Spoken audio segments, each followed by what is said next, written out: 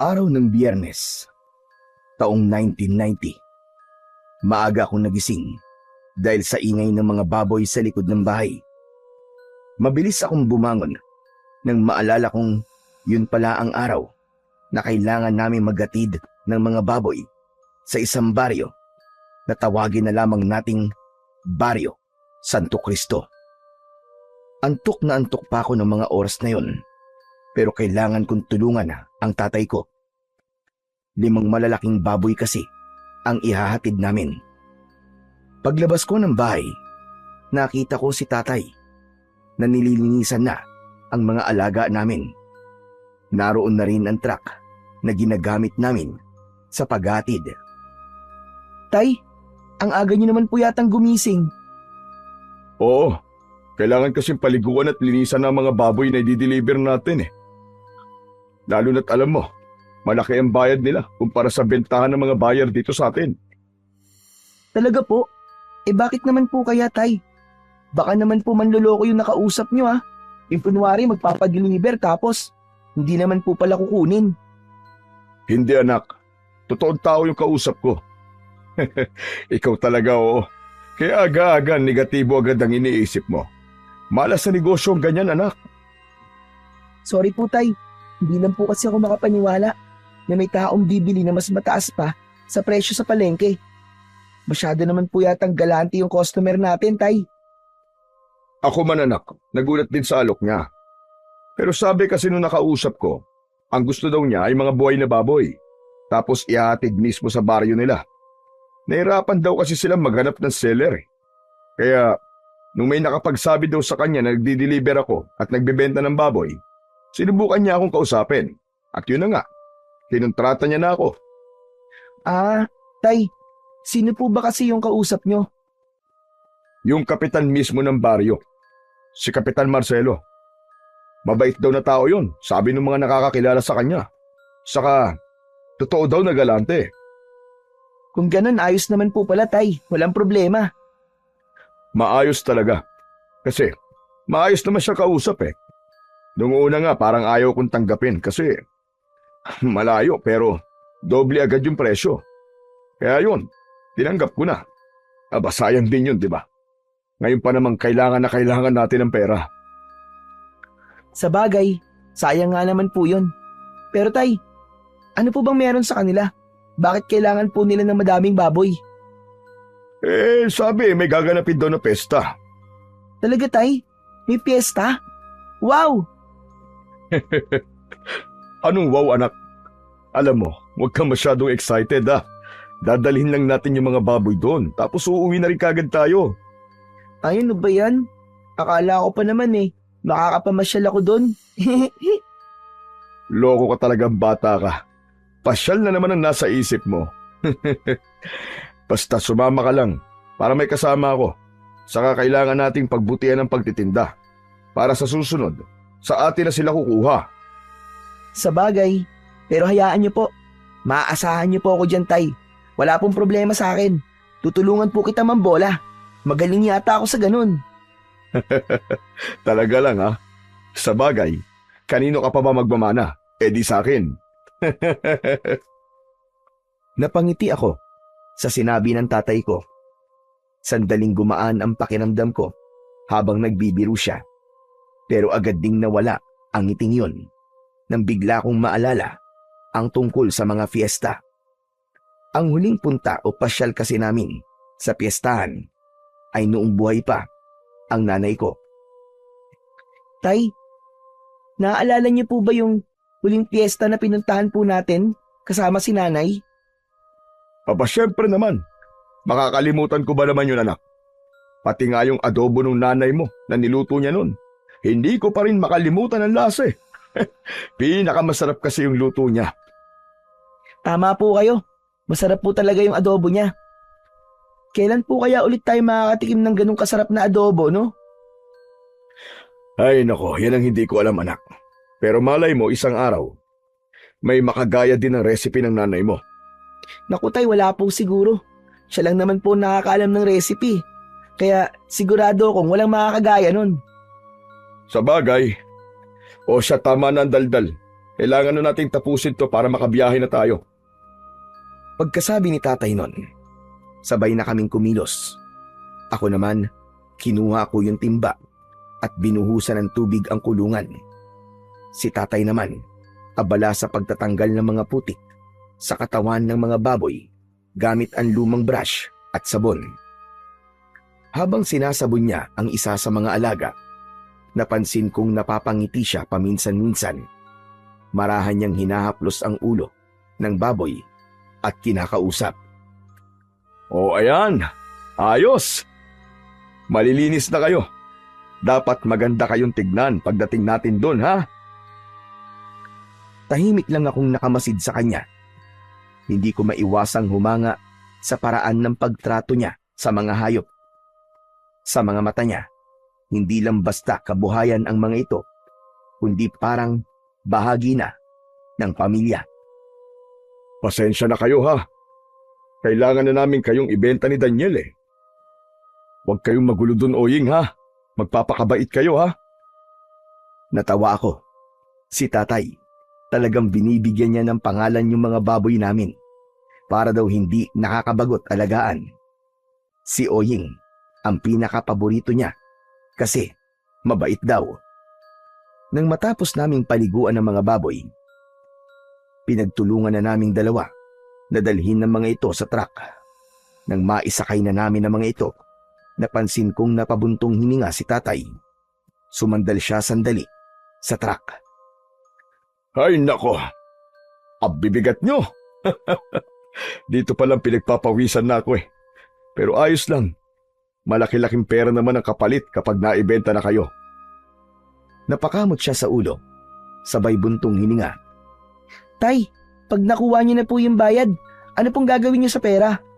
Aba, syempre. Pambayad muna sa utang natin kay Aling Deli.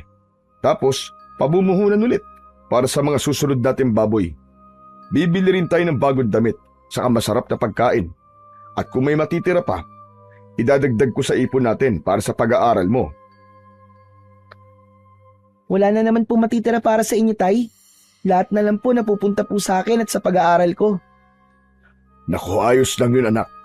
Mas importante na makapag-aaral ka. Hindi habang buhay na nandito lang tayo sa babuyan. Gusto kong makita kang magtapos. Para kahit papano, may marating kang mas maganda kaysa sa ganitong klase ng buhay.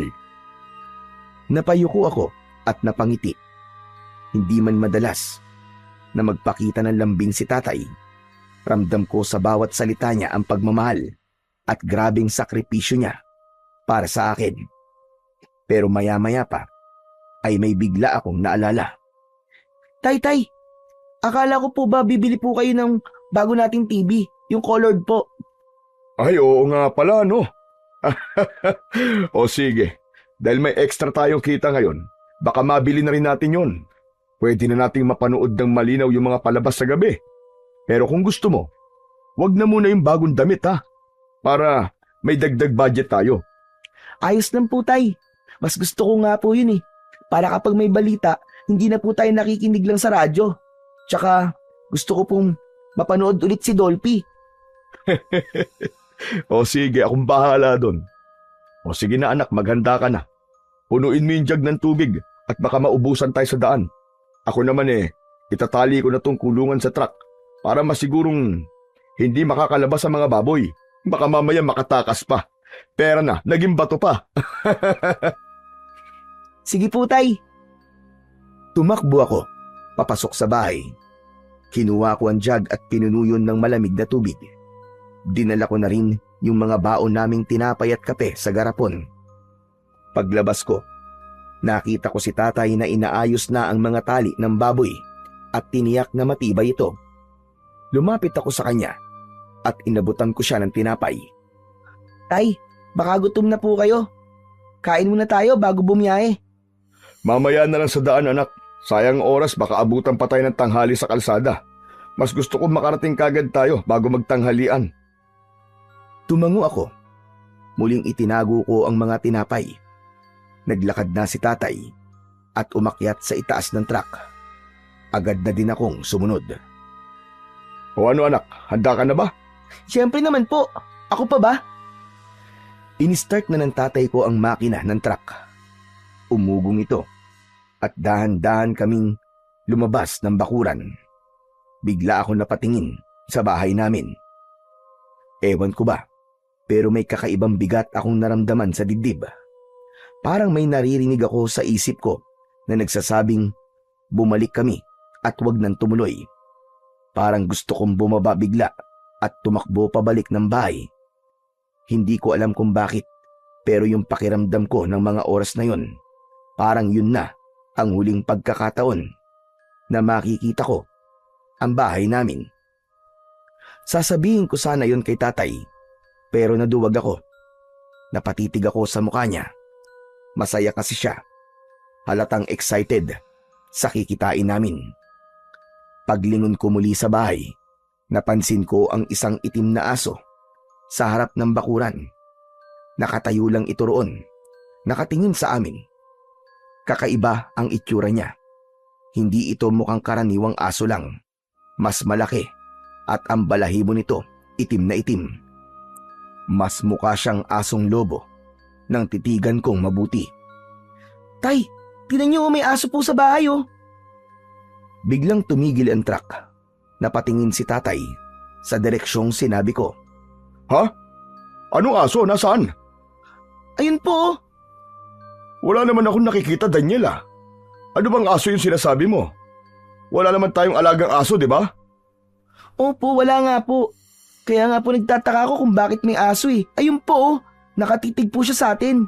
Naglalaway po ang bibig niya tapos, ayun oh, ang pula-pula po ng mga mata niya. Parang... Hindi ko na naituloy ang sasabihin ko sa tatay ko. Bigla kasing umalulong yung aso. Malakas, mahaba, parang may gustong sabihin. Agad na tumayo ang balahibo ko sa batok. Sandali nga. Mukhang namamalikmata ka o namamaligno, anak ka. Teka. May ibibigay ako sa'yo. Sandali lang. May kinuha siya mula sa ilalim ng t-shirt niya. Inilabas niya mula doon ng isang kwintas na may palamuting gintong medalyon na may ukit ng araw sa gitna. Luma na ito. Medyo nangingitim na ang kwintas. Ano po yan, tay? Agimat to, anak. Minana ko pa sa lolo ko. Sabi niya, mabisang panlaban daw sa mga masasamang nilalang. Wow, talaga po? Paano po ginagamit yan? Ewan ko rin, anak eh. Hindi ko pa kasi nasusubukan. Ginagamit ko lang to bilang pampaswerte sa negosyo at sa awa naman ng Diyos, mukhang gumagana naman. Ang ganda po niyan, tay. Pero bakit niyo po binibigay sa akin? Para hindi ka na matakot. Para hindi mo na makita kung ano man yung mga nakikita mong kakaiba. O heto, isuot mo na para may proteksyon ka. Dahan-dahan niyang isinabit sa leeg ko ang medalyon. Nang dumampi ito sa balat ko, para akong nakuryente ng bagya. Napapikit ako sandali. Pagbulat ko, tumingin ako ulit sa direksyon ng aso. Ngunit wala na ito. Tay, biglang nawala yung aso. Ayos yan, sabi ko naman sa iyo eh. O siya, tara na at baka abutin pa tayo ng tanghali. Umusad muli ang truck. Habang tumatakbo kami sa kalsada, hindi ko maiwasang lumingon-lingon sa paligid. Pagtingin ko sa side mirror, parang may mabilis na aninong dumaan at sumampa sa likod ng truck. Mabilis lang, pero sigurado kong may nakita ako. Agad akong napalingon sa likuran. Pero wala naman akong nakita. Kinilabutan ako. Hindi ko na lang sinabi kay tatay dahil baka sasabihin na naman niyang guni-guni ko lang. Dahan-dahan kong hinawakan ang agimat na nakasabit sa leeg ko at pinisilyon ng maigpit. Tahimik akong nanalangin na sana totoo nga ang bisa ng medalyon. Makalipas ang 2 oras, nakarating na kami sa bayan kung saan namin katatagpuin ang lalaking magtuturo sa amin ng baryo ng Santo Cristo. Pumarada kami sa may gilid ng kalsada. Habang naghihintay kami, may lumapit na lalaking payat, maputla at halos hindi kumukurap, parang galing sa mahabang sakit o ilang araw na walang tulog. Kayo po ba maghahatid ng baboy? Oo. Ako nga. Si Erning ka ba? Ako nga po. Ako na po sasama sa inyo sa Santo Cristo. Tumango ang tatay ko at binuksan ang pintuan ng truck. Sa tabi ko siya sumakay. Napansin kong nanginginig ng bagya ang mga daliri niya at nang aksidente kong mahawakan ng kamay niya, nanlamig ako. Literal, parang may hinawakan akong yelo. Basa rin ang palad niya pero hindi pawis. Parang tubig na malamig na may kakaibang lagkit. Matagal na po ba kayong taga roon? Aba, oo, matagal na.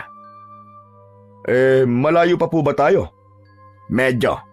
Mga 1 oras nandun at siguro tayo. Alam mo, mabuti naman at sinundo mo kami ano. Mahirap kasi bumiyahe na malayo tapos hindi mo alam kung saan ang lugar. Walang problema. Si Kapitan mismo nag-utos sa akin para sunduin kayo. Masaya siya't pumayag kayo maghatid ng baboy. Matagal na kaya naming inaabangan ng piyesta. Mang Erning, mababait po ba ang mga tao po dun sa lugar nyo? Aba, oo naman. Mababait ang mga tao sa amin. Parang ako. Ganon? Pero parang hindi naman eh. Daniel, wag ganyan na. Sorry po, tay. Sorry din po, Mang Erning. Natawa lang ang lalaki. Pero kakaiba ang tunog ng tawa niya. Mababa, tapos para siyang nasamid at tumigil sa paghinga. Tumingin siya sa akin. Nandidilat ang kanyang mga mata. Mabait naman talaga ako eh. Pero sabi ng iba, tahimik ako at hindi pala bati sa mga tao. Naku mahiyain ka pala ano?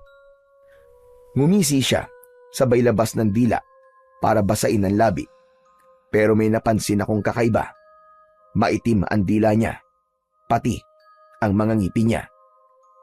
Napatingin ako kay tatay. Nagbabaka sakaling napansin din niya yon. Pero wala.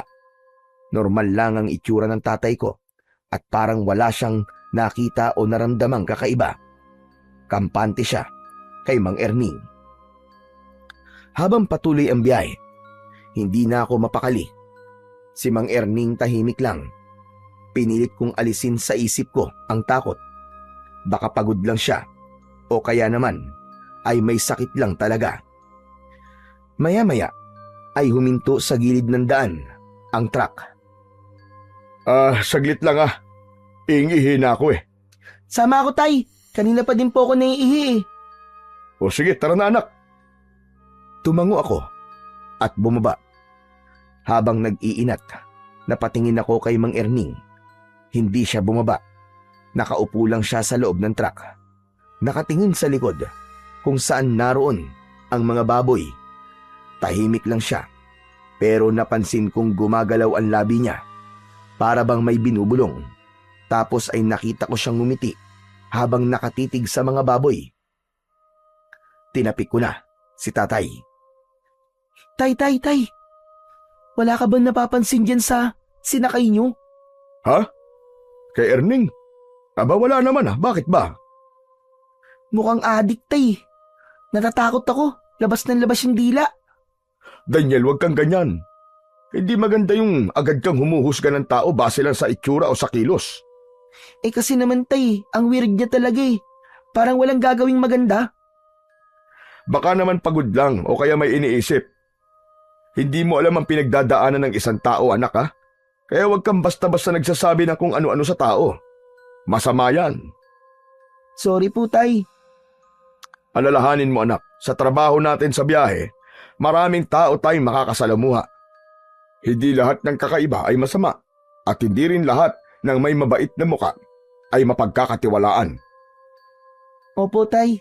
Sorry na po talaga. Mabuti pa ay magpahinga na muna tayo. Kumain muna tayo ng agahan.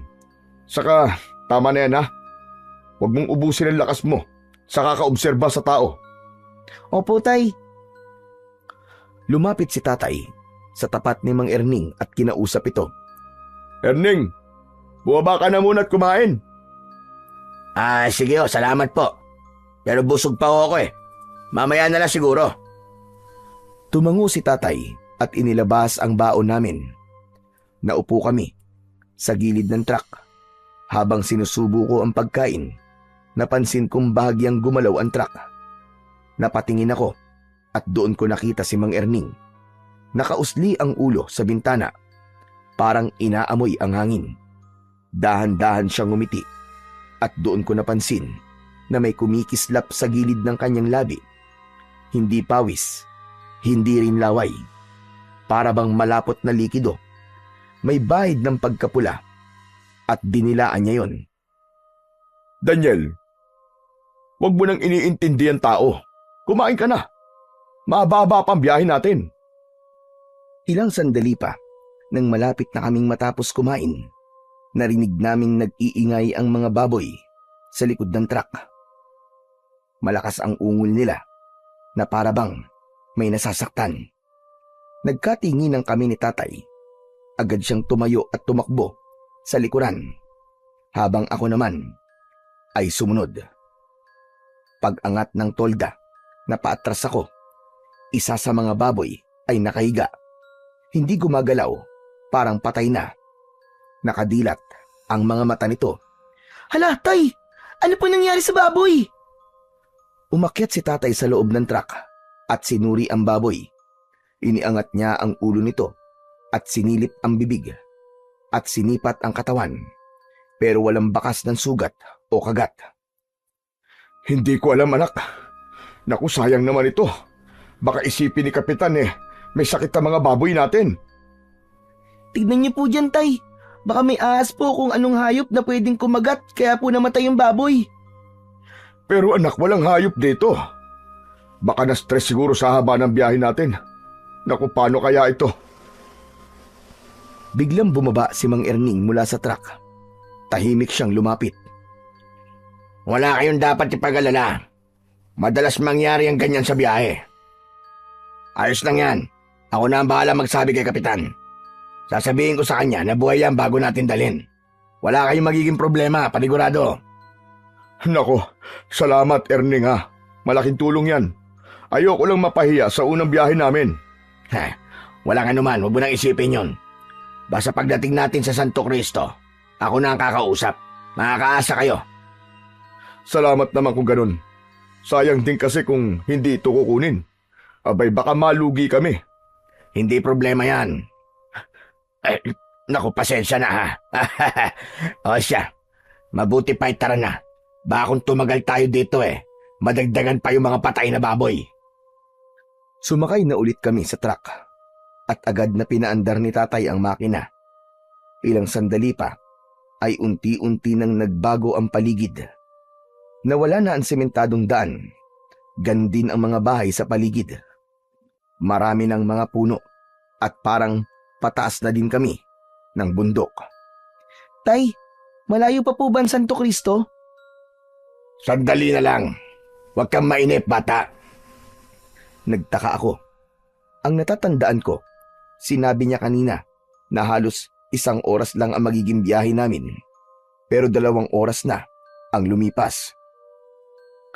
Nagpatuloy kami sa biyahe, pero biglang pumreno ang sasakyan nang biglang may sumulpot na matandang lalaki sa daan.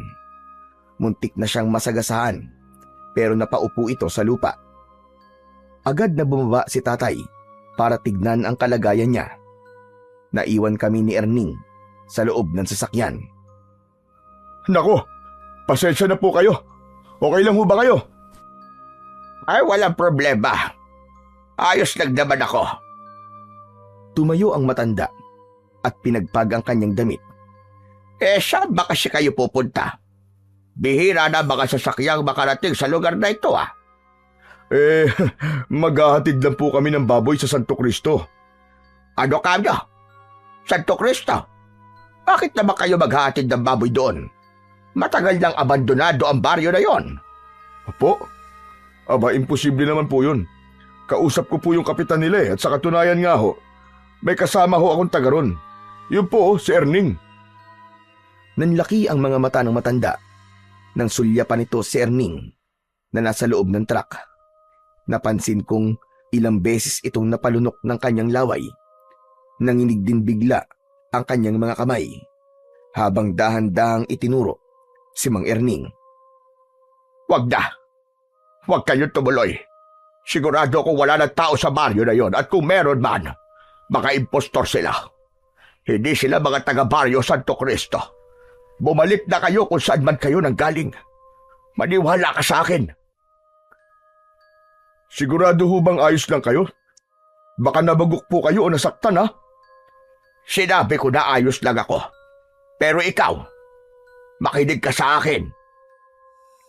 Biglang hinawakan ng matandang lalaki ang braso ni tatay at tinignan sa mata. Makinig ka mabuti. Yan kasama nyo. Hindi siya tao. Hindi siya tao. Sa sobrang lakas ng sigaw niya, napaiktad ako.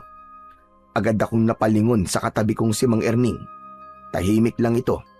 Nakatingin ito sa matandang lalaki. Ilang sandali pa, bigla siyang napakamot sa ulo, sabay iling. Naku wag na po nating pag-aksaya ng oras sa matandang yan. Kilala ko yan Siya si Magose. Wala yan sa sarili niyang katinuan. Tara na po. Ganun ba? Oo, matagal na yan baliw Lagi nag-aabang ng mga dumadaan. Tapos, tinatakot ang mga tao. Huwag niyo na hong pakinggan. Sayang lang ang oras niyo. Nakita yung inis at galit sa muka ng matanda nang marinig ang mga sinabing yun ng payat na lalaki. Sino baliw ang sinasabi mo? Sino tinatawag mo baliw? Ay nako, ang hirap talagang kausap ng matanda na to. Ikaw ang mahirap kausap, Erning. Magbago ka na. Magbalik loob ka na sa Panginoon. Tigilan mo na itong ginagawa mong ito. Teka, kilala ka po niya? Abay malamang, taga Santo Cristo din yan Biglang lumapit ang matandang lalaki sa may bintana ng sasakyan at tinitigan ako. Iho, makinig ka sa akin. Hindi mga tao ang pupuntahan nyo sa Santo Cristo. Pugad yun ng mga demonyo. Mga demonyo ang nakatira doon. Tama na ho kayo, Lolo Jose. Puro kasinungalingan na lang ang lumalabas sa bibig nyo Paulit-ulit ko lang sinasabi yan sa lahat ng dumaraan dito. Hindi ako nagsisinungaling. Ikaw nga itong... Ikaw itong matagal lang hindi dapat na nandito. Napalunok ako. Hindi ko maintindihan kung ano ang ibig sabihin ng matanda. Si tatay naman ay nakatingin lang, halatang naguguluhan na rin. Magtago ka man sa mukha ng tao. Kilala ko ang amoy mong hayop ka. Huwag mo akong pagtawanan. Ito lang ang masasabi ko. Isinusumpa kita. Kapag may nangyaring masama sa mga ito, mananagot ka sa akin. Isusumpa kita hanggang sa mabulok ang laman mo. Baliw! Halos manginig sa galit ang matandang lalaki, habang si Mang Erning naman ay tuloy lang sa pagtawa. Parang wala lang sa kanya ang lahat. Ako man, mas lalo pang kinilabutan. Hindi ko alam kung bakit, pero may kakaiba talaga sa tawa ni Erning. Tama na po yan. Mabuti pa tumabi na ho kayo, Tatang. Kailangan na po naming umalis Tsaka mag-iingat na lang po kayo sa susunod. Kayo ang mag-ingat, iho. Sinasabi ko na sa inyo, huwag na kayong tumuloy. Huwag kayong maniwala sa demonyong yan. Umuwi na kayo habang may oras pa. Biglang inabot ni Mang Jose ang braso ko. Pero nang dumikit ang kamay niya sa balat ko, bigla siyang napabitaw at nagulat. Ano yon? Ano yon? Bakit parang may kuryente ang katawan mo? Ano ka ba? Nanlaki ang mga mata niya habang nakatingin sa akin. Hindi ako makasagot. Si tatay naman, agad niyang inilayo sa akin ang matanda. Tama na ho. Tinatakot ko na ho ang anak ko Pasensya na rin pero kailangan na rin talaga naming umalis. Sige ho, paalam na po sa inyo, Tatang. Sinabihan ako ni tatay na isarado na muna ang bintana, kaya agad ko naman yung ginawa. Umakyat na din siya at pinaandar na ang sasakyan.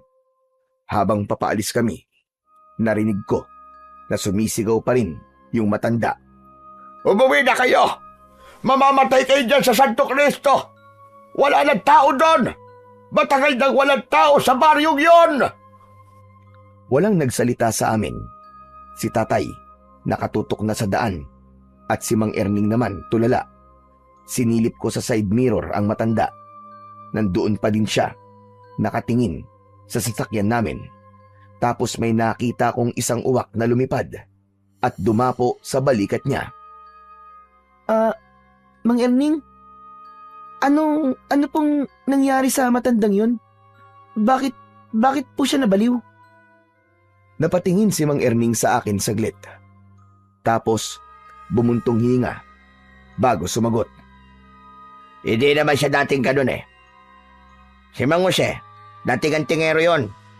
Siya yung nilalapitan ng mga tao kapag may sakit. Pero nagbago ang lahat nang mamatay ang pamilya niya. Namatayan siya? Anong kinamatay? Nasunog. Wala ni isa sa asawa at mga anak niyang nakaligtas. Simula nun, nakikita na siyang palagi nagsasalitang mag-isa. Hindi na din siya makausap ng matino. Nako, kawawa naman pala yung tao. Siguro hindi kinaya ng isip niya yung nangyari. Hindi talaga. Pero, hindi naman nakakaawa ang matandang yun eh. Ha? Aba, bakit mo naman nasabi? Kasi chismis sa baryo namin na natuto siyang mangkulam. Ano? Mangkukulam yung matandang yun? Hindi ko rin alam kung totoo. Sabi-sabi lang naman kasi yun sa amin. Kasi may mga nagsasabi na mula nang masunog ang bahay niya, tumuloy siya sa isang maliit at lumang kubo sa may likod na sementeryo. Oh, ano naman pong kinalaman nun sa pagbabago po niya? Porke po ba tumira po siya sa sementeryo, mangkukulam na po kagad? Hindi ganon. Ang sabi nila, yung matandang yon, naghangad ng labis na kapangyarihan. Makalipas ang ilang buwan na inilibing ang asawa niya, hinukay daw niya ito at kinuha ang isang parte ng tuhod ng asawa. Ano? Kinuha ang tuhod? Ang tinutukoy mo ba yung mutya ng tuway-tuway? Yon, nakuha mo. Yun nga ang tawag sa agimat na yon. Tuway-tuway? Isang agimat na galing sa patay na tao? Grabe naman yun. Kawawa naman yung asawa niya, patay na nga, hindi pa pinatahimik. Totoo yan. Hindi talaga matatahimik ang kaluluwa ng isang patay dahil kakapit ito sa katawan ng taong may hawak nito. Kapag merong ang ganun, ang kaluluwa ng patay ay maaari mong alipinin. Pwede mo siyang utusan, pwede kang humiling, at kung ano-ano pa. Grabe, nakakatakot naman po yun, Tay. Talagang nakakatakot, anak. Ngayon ay naniniwala na ako sa iyo, Erning. Kasi ang mutya ng tuway-tuway ay madalas ginagamit ng mga nananampalataya sa mga demonyo. Yung bang mga kampo ng kadiliman. Kaya siguro nabaliw. Kaya siya naging mangkukulam. Tama ka. Kaya nga siya naging baliw dahil doon. Kaya wag na natin pag-aksayan ng oras yung matandang yon. Malapit na pala tayo. Pagkasabi nito, ay napatingin ako sa labas. Unti-unti nang nagiging makitid ang daan. Sa kaliwa ay bangin at sa kanan naman ay mga matataas na puno. Wow! Ang ganda naman po dito sa lugar nyo. Aba, maganda talaga dito. O siya, iliko nyo na po dyan sa kaliwa. Dahan-dahang nagminor si tatay at iniliko ang sasakyan. Maya-maya pa ay nakita ko na ang mga banderitas na nakasabit sa mga puno. Nakita ko na rin ang karatulang may nakasulat na Santo Cristo. Pagpasok namin sa looban, napansin kong tahimik ang buong lugar. Wala halos tao sa labas.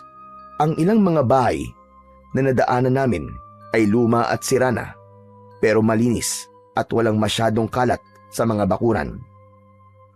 Tumingin ako sa kanan at nakita ko ang isang matandang babae na nakaupo sa bangko sa tapat ng isang bahay. Hindi siya gumagalaw, parang nakatitig lang sa amin habang dumadaan. Nang magtagpo ang aming mga mata, mabilis akong umiwas ng tingin. Pagkaraan ng ilang sandali, nagsalita si Mang Erning. Oh, ayan na. Ayan na yung bahay ni Kapitan. Hinto mo sa tabi. Pumarada ka na lang dyan. Agad na itinabi ni tatay ang sasakyan. Pagkahinto, bumaba siya kagad. Sumunod ako, pati na si Mang Erning. Napansin kong may ilang lalaki sa harap ng bahay. Nakaupo sa mahabang bangko habang nagkwekwentuhan. Pagkakita nila sa amin, agad silang tumayo at ngumiti. Isa sa kanila ang nangunang sumalubong sa amin. Nako, maraming salamat naman at narito na kayo. Magandang umaga, Kapitan. Ano, kumusta naging biyahe ninyo? Ayos lang naman po. Pero malayo po pala ito sa inyo, no? Konti lang naman, pero hayaan mo. Dadagdagan ko ang bayad sa pag-deliver mo. Naku, wag na ho. Ayos lang, Kap. Hindi naman ako nagpapadagdag eh. Sobra-sobra na po yung ibabayad nyo sa mga baboy namin. Ayos lang yun. Walang problema sa akin. Nagkamay sila. Kita ko sa mukha ng kapitan na natuwa siya sa muling pagkikita nila ng tatay ko. Tama-tama lang ang dating nyo. Mamayang gabi, may ihahanda na ang mga yan para sa bispiras ng pista. Ano? Para sa bispiras lang? Akala ko kasi ihahanda nyo yan sa mismong araw ng pista. Naku, hindi. Para lang yan sa bispiras. Sa mismong pista, iba ang ihahanda namin. Mas masarap, mas espesyal. Nakakatuwa naman pala dito sa inyo, ano? Dinaig pa ang baryo namin sa paghahanda. Mukhang malaking selebrasyon to, ah. Alam mo kasi, ang pista ang pinakahihintay na okasyon ng mga taga rito. Lahat ng tao dito, sama-sama kami naghahanda at sama-sama ding nagdiriwang dito sa bahay ko. Aba, ayos po pala ang samahan nyo dito. Oo naman, dito kahit mahirap ang buhay, basta pista, walang iwanan. Lahat may ambag, lahat may handa. Para kahit ilang araw lang, nakapagsaya kami ng sama-sama at makalimutan namin ang mga problema sa buhay. Nagpatuloy sa pag-uusap sila tatay at Kapitan Marcelo tungkol sa paghahanda sa pista, habang ako naman ay tahimik lamang na nakikinig. Samantala, napatingin ako sa paligid. May ilang kabataang babae na abala sa pag-aayos ng mga banderitas, habang yung iba naman ay nagkakabit ng mga bumbilya sa gilid ng kalsada.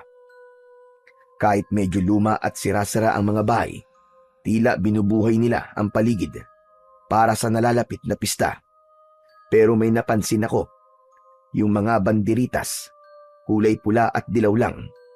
Hindi ako nakatiis. Nagtanong na ako sa kapitan. Kap! Napansin ko lang po, bakit po puro dilaw at pula lang po ang mga banderitas nyo? Wala po bang ibang kulay? Yan ba? Tradisyon na kasi yan dito sa amin, iyo. Ang pula, simbolo yan ng dugo, ng sakripisyo. Paalala ng paghihirap at pagsubok na pinagdaanan ng Santo Cristo. Yung dilaw naman, para sa liwanag, tagda ng pag-asa at biyaya na binibigay niya sa amin taon-taon. Tumangulang ako matapos niyang sagutin ang aking tanong. Samantala, ay ibinaling na ng kapitan ang kanyang pansin sa mga kasama niyang lalaki. Nako, napapasarap tayo ng kwentuhan dito ah. Sandali lang ah, at ipapaayos ko lang yung mga baboy. Nando, Pedro, kunin niyo na ang mga baboy at ipakatay na. Agad na sumunod ang mga lalaki sa utos ng kapitan. Lumapit sila sa truck at binuksan ng trapal. Natuwa si kapitan nang makita ang malulusog at matatabang baboy. Ang gaganda pala ng mga baboy niyo ah. At ang lilinis pa. Mukhang inalagaan ng maayos. Ngumiti si tatay, pero napansin kong biglang natigilan si kapitan nang mapansin niya ang patay na baboy. Oh, sandali lang. Bakit may patay na isa? Ano nangyari rito? Medyo natigilan si tatay, pero bago pa siya makasagot, sumingit si Erning. Kap, namatayan sa init habang nasa biyahe. Buhay pa yan nung sinundo nila ako sa bayan eh. Tahimik lang si kapitan. Tinignan niya yung patay na baboy. Parang nag-iisip kung ano ang dapat na gawin. Maya-maya lang ay tumango siya. O sige na. Ibaba nyo na rin yan. Sayang. Pero ililibing na lang natin mamaya sa likod. Ha? Ililibing? Pero malusog po ang baboy na yan. Pwede pa po yung katayin, sayang naman. Walang problema, Mando. Huwag ka mag-alala. Buo pa rin ang ibabayad ko sa'yo. Pero, Huwag na natin pag-usapan yan, Mando. Mabuti pa, tumuloy na kayo sa amin. Kumain muna kayo bago bumiyahe paalis. Maraming pagkain sa likod. Tara na. hindi ho ba nakakahiya? Tay, huwag ka na pumahiya. Gutom na po ako eh. Huy, ano ka bang bata ka? Nakakahiya kay kapitan. Nako, huwag na kayong mahiya sa akin. Talagang nagpahanda ako ng pagkain para sa inyo. Tara na, sumama na kayo. Sumama na kami, papunta sa likod ng bahay. Malaki ang bahay ni kapitan at may maluwag na bakuran. Pero tulad sa iba, luma na din ito at may ilang mga sira na. Gawa ito sa kalahating semento at kalahating kahoy. Pagdating namin sa likod, nakita kong madami palang tao doon. Abala sila sa pagluluto. Ang daming pagkain na nakahanda at ihahanda pa lang. O sige na. Upo na kayo. At ipapahanda ko na ang pagkain nyo. Umupo kami sa mahabang mesa. Agad niyang inutusan ng isang matandang babae. Maya-maya lang ay nilapag na sa harap namin ng mga pagkain. Pansit, adobo at kaldereta ang kanilang inihanda para sa amin. Kain na kayo, kain na. Masarap magluto ang mga taga rito. Salamat ka pa. Agad akong sumandok ng kanin. Sumunod na rin si tatay. Parehas naming unang kinuha ay ang adobo.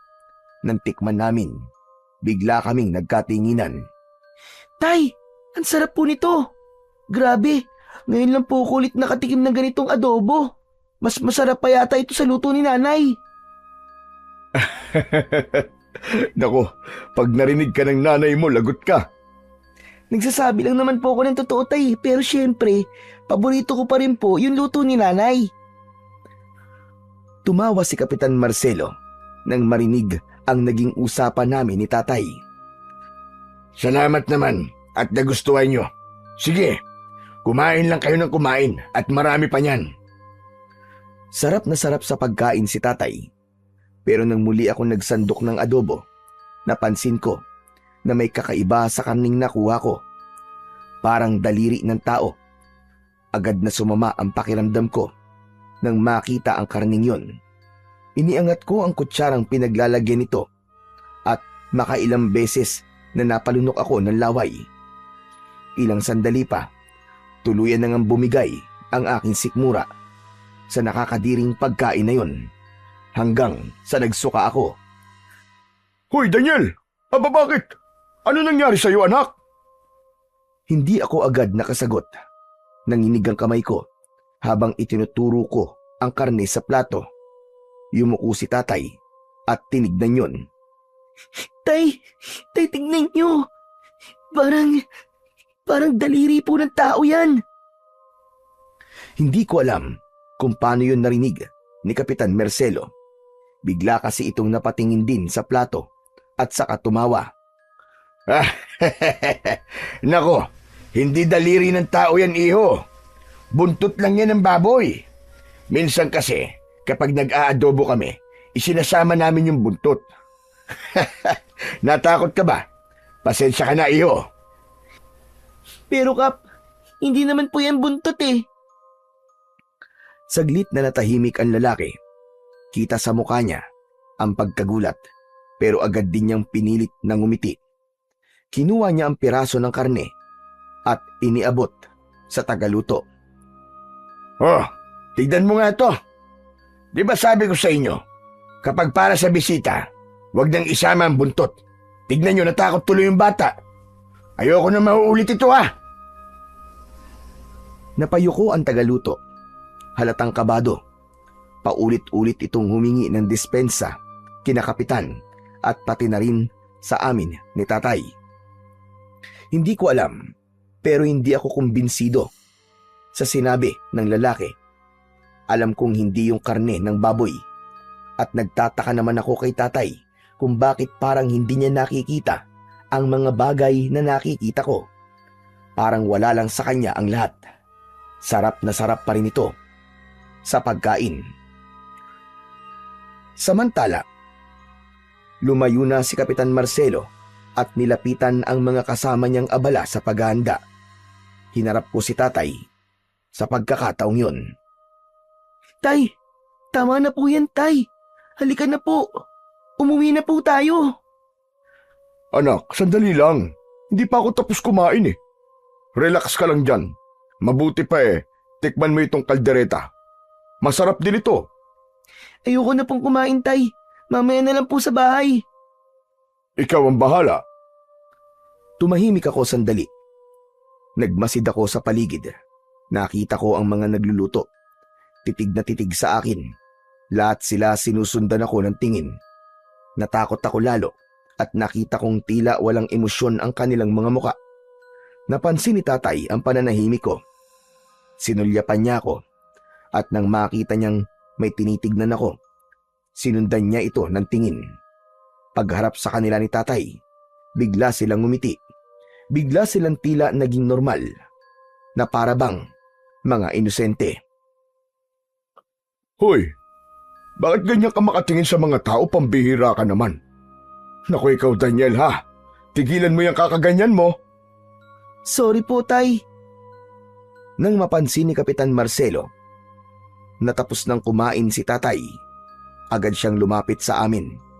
Nakangiti ito habang hawak ang isang makapal na sobre.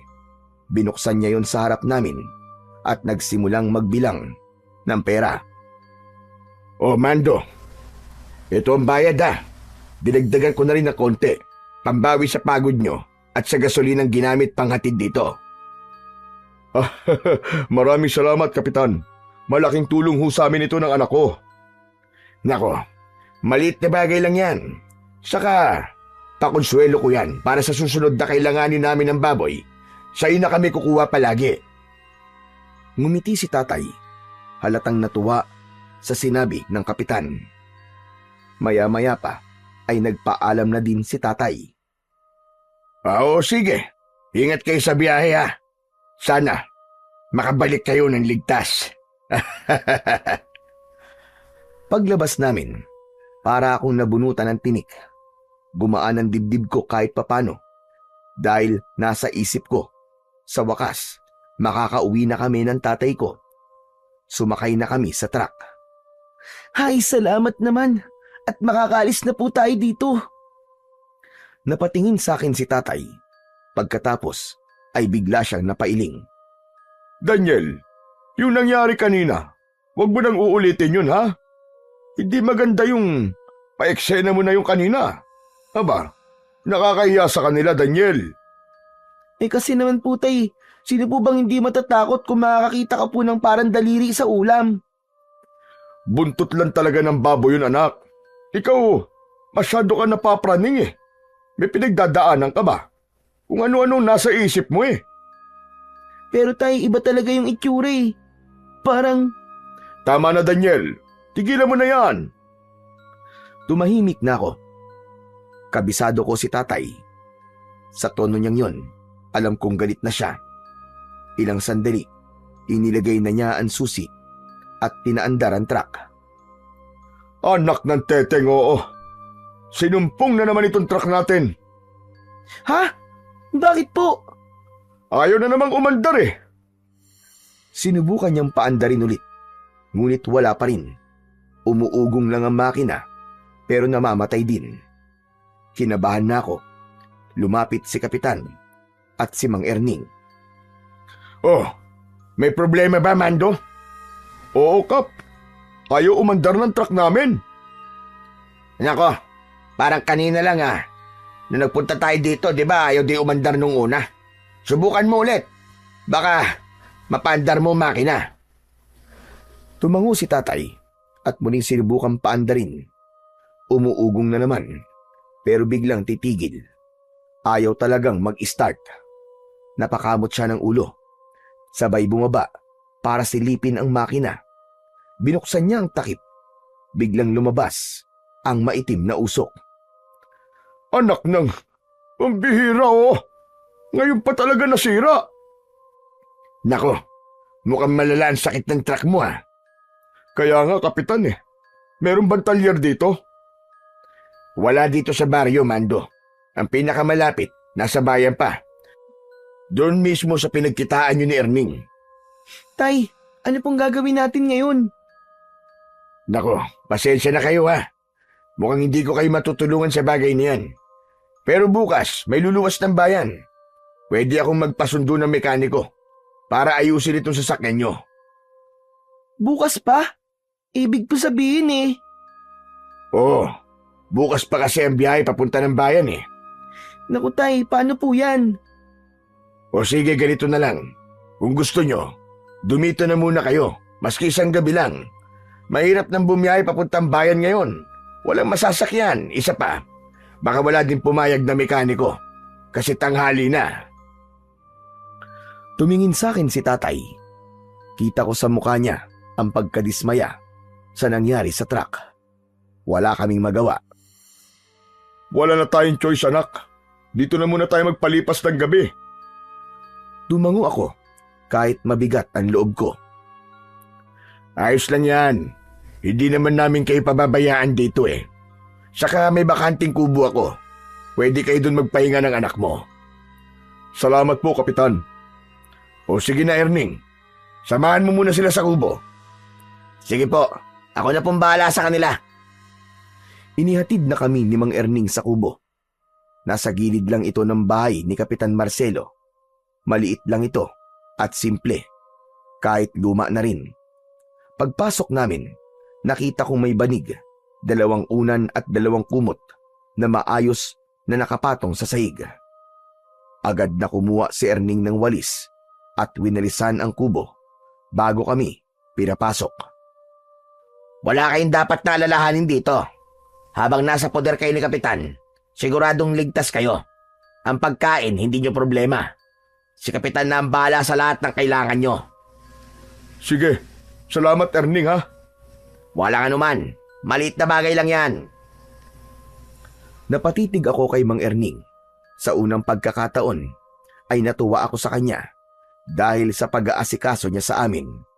Kahit pala ganun ang itsura niya, mabait talaga siya at masipag. Ang maganda pa nito, mapapanood nyo kung paano kami naghahanda para sa pista. Kung gusto nyo, pwede rin kayong dumalo para maranasan nyo mismo. Talaga po? Pwede po ba talaga? Aba, oo naman. Maganda nga yan at mukhang masaya. Pero parang mas gusto ko atang matulog na muna. Nakakapagod ang biyahe. Nako, mabuti pa nga po. O sige magpahinga na muna kayo. Punta lang ako saglit doon para tumulong. O sige Erning, salamat ulit Lumabas na si Erning. Naiwan kami ni tatay sa loob ng kubo. Humiga na kami sa banig. Ilang sandali lang, narinig ko nang humihilik si tatay. Maya-maya pa, naramdaman ko na ang antok. Ipinikit ko ang aking mga mata. Ilang oras ang nakaraan, bigla akong nagising sa tunog ng tambol. Malakas ang tunog, may tono at may ritmo. Masarap yun sa tenga. Napansin kong may nakasindi na lampara at nakasabit ito sa may bintana. Gabi na pala. Tinignan ko ang aking relo at napakunot ang noo ko nang malamang halos 3 oras na din pala kaming natutulog ni tatay. Sinulyapan ko siya. Masarap pa din ang tulog niya. Dahan-dahan akong bumangon. Hindi ko na siya ginising dahil baka napagod talaga siya. sa pagdadrive. Muli kong narinig ang malakas na tunog ng tambol. Na-curious ako kung ano ang nangyayari. Kaya naman, dahan-dahan kong binuksan ang pintuan tapos ay lumabas ako ng kubo. Medyo madilim ang paligid. Pero may nakita akong apoy sa gitna ng mga tao. Lumapit ako ron at nakita ko si Mang Erning na nakatayo sa isang tabi. Nilapitan ko siya. Tumabi ako sa kanya. Maya-maya pa ay pumagitna ang mga babae na may suot na maninipis na pulang tela. Ang kanilang mga ulo ay puno ng palamuti at alahas. Ang mga noo nila ay may guhit na 3 linya. Umiikot sila sa apoy. Sumasabay sa tunog ng tambol ang kanilang paggiling. Ano pong ginagawa nila? Hindi ko maintindihan kung ano ang ginagawa nila, kaya napatanong na ako sa aking katabi. Pero hindi siya sumagot. Bigla akong napatingin sa kanya at doon ko nakitang nakatitig siya sa mga babaeng sumasayaw. Walang emosyon ng kanyang muka, kahit hindi ko alam kung natutuwa ba siya o nagagalit. Ang sabi ko po, ano pong ginagawa nila? Bakit po sila sumasayaw? Huwag ka maingay. Nagdarasal sila. Nagdarasal? Kailan pa naging sayaw ang pagdarasal? Hindi siya sumagot. Nang tumingin ako sa kanya, napansin kong pinanonood na naman niya ang mga sumasayaw. Maya-maya pa ay nagsalita na ang mga babae. Totoo nga, nagdarasal sila, pero hindi ko maintindihan kung ano ang sinasabi nila. Ibang lengguwahe kasi ang gamit. Ilang sandali pa, may lumapit na 3 lalaki kay Erning. May ibinulong sila dito. Umalis sila. Naiwan ako sa bulwagan. Nanood pa ako ng konti, pero nang nainip ako, nagdesisyon na akong bumalik sa kubo. Naglakad na ako pabalik ng kubo. Samantala, naabutan ko pa si tatay sa loob. Nilapitan ko siya at niyugyog. Tay, gising na po kayo. Umungol lang siya pero hindi dumilat. Sinubukan kong muli siyang yugyugin ng mas malakas pero wala pa rin. Kinabahan na ako ng mga sandaling yon. Hindi kasi ganun si tatay. Madali lang siyang gisingin maski pagod na pagod. Tay, ayos lang po ba kayo? Tay! Biglang may kumatok sa pinto. Agad kong binuksan ang pinto. Umaasang si kapitan ito o kaya naman ay si Mang Erning. Pero ibang taong nasa labas. Sinabi nilang ipinatatawag daw kami ni kapitan para kumain. Sige po, susunod na lang po kami. Tulog pa po kasi si tatay eh. Maya-maya pa ay nakarinig ako ng mga yabag at tunog na para bang may hinihila sa lupa. Tumigil ako sa aking ginagawa at dahan-dahang lumapit sa may bintana. Sumilip ako mula roon at doon ko nakita ang ilang kalalakian na may kinakaladkad na tao. Doon sila papunta sa kakawyan. Agad akong lumabas ng bahay at sinundan ng mga yon. Malakas kasi ang kutob kong parang kilala ko kung sino ang taong hinihila nila. Maingat ang mga hakbang ko at iniwasan kong gumawa ng kahit na anong ingay. Nagtago din ako sa mga puno para hindi ako makita. Maya-maya pa'y huminto sila. Nakita ko si Mang Erning na duguan at maraming sugat ang katawan. Doon ko lang nakita, nakasama din pala si Kapitan Marcelo. Tama na po. Tama na, hindi ko sinasadya. Tama na po. Hindi sinasadya. Siraulo ka pala eh. Kailan ko inutos sa'yo? Napakialaman mo mga baboy na yon. Alam mo, kanina pa talaga ako nagtitimpi sa yung hayop ka. Hindi lang kita masaktan dahil doon sa 2 na yon. Tama na. Hindi ko na uulitin. Tama na po. Huwag niyo na po akong saktan, Kapitan. Parang awa niyo na. Alam mo ang batas ko, Erning. Kamatayan. Yan ang parusa sa mga lumalabag sa akin. Nauhaw lang naman po ko sa dugo eh. Hindi ko na napigilan eh. Kinilabutan ako sa mga narinig ko, pero hindi masyadong mapagdugtong-dugtong ang ibig sabihin ng pinag-uusapan nila. Pakiramdam ko ay pinarurusahan si Mang Erning dahil sa baboy. Ito kaya yung baboy na hinatid namin, yung namatay? Napatanong ako sa isip ko habang pinagmamasdan sila. Hindi ko maintindihan kung bakit meron akong naririnig na nauuhaw ng dugo. Tapos ay galit na galit pa ang kapitan. Kulang na lang ay patayin nila sa bugbog si Mang Erning. Ilang sandali pa, biglang sinapak ni kapitan ang mukha niya. Halos tumilapon ang katawan ni Mang Erning sa lakas ng suntok. Wala kang galang. Alam mong gagamitin natin ang mga baboy sa ritual. Sagrado ang dugo nila. Hindi mo pwedeng pakialaman ng ganun-ganun na lang. Patawad na po. Hindi ko talaga sinasadya. Tama na, Kapitan. Tama na. Ngunit hindi tumigil ang kapitan at ang mga kasama nito. Binugbog nila si Erning. Malalakas ang naging sigaw ni Erning. Ramdam na ramdam niya ang sakit. Bigla akong natakot. Gusto ko nang tumakbo pabalik sa kubo para gisingin si tatay. Pero hindi ko nagawa. Delikado. Baka mapansin nila ako. Patuloy ako nanonood sa pagpapahirap na yon.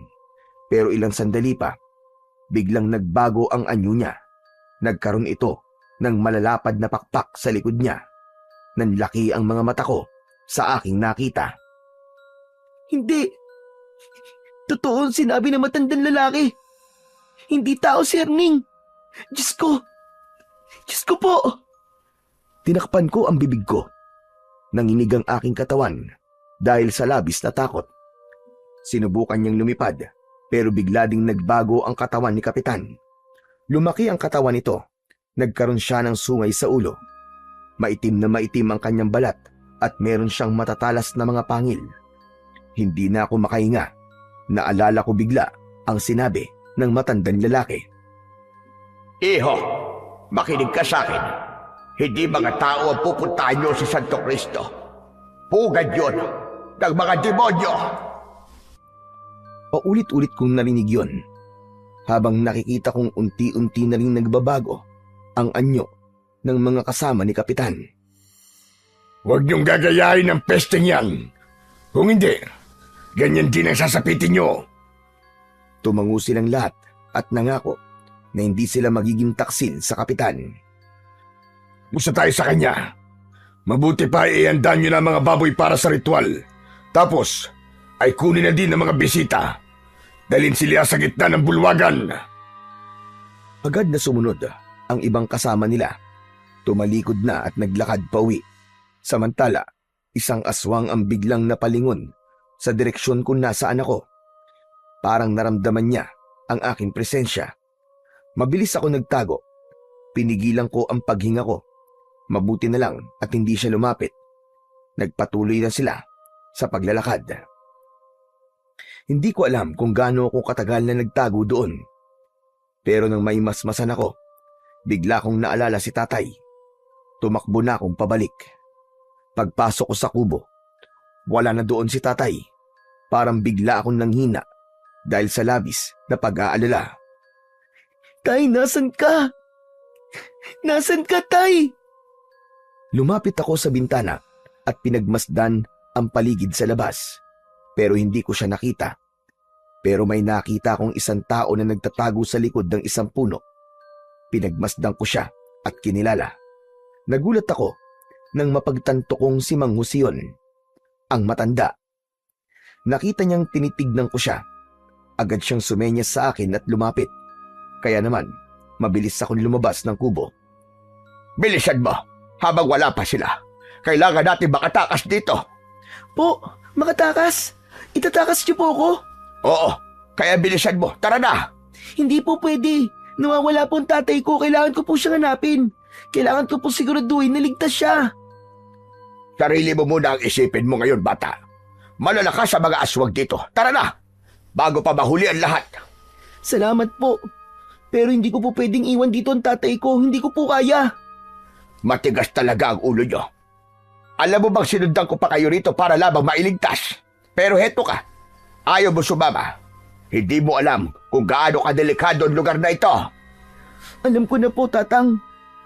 Totoo po mga sinabi niyo. Mga kampon po ng demonyo ang mga nakatira dito.